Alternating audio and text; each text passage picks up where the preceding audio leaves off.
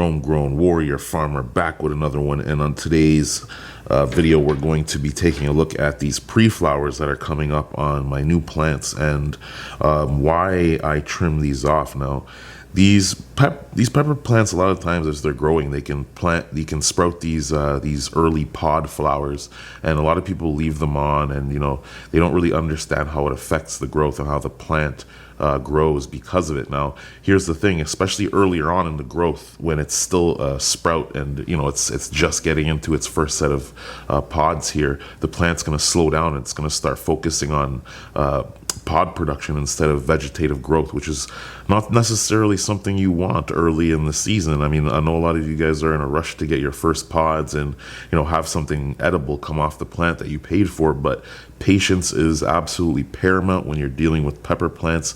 You want to get these into the ground. You also want to take off these pre-flowers, and so that's exactly what I'm going to do before I actually transplant. So all you're really doing is you're going to find where the base of the flower is, and you're just going to snip right at the base and take those flowers off.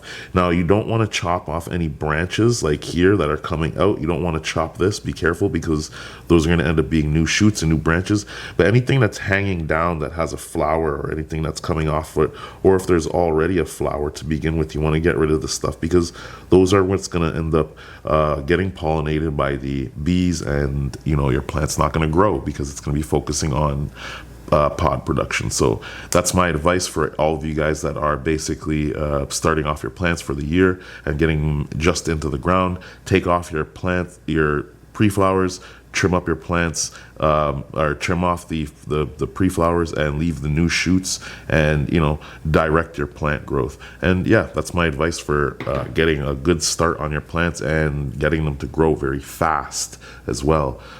Be patient, and you'll be rewarded with a lot more fruits and a lot more pods than you ever expected. So that's one of my tips for today. Hope you guys enjoyed.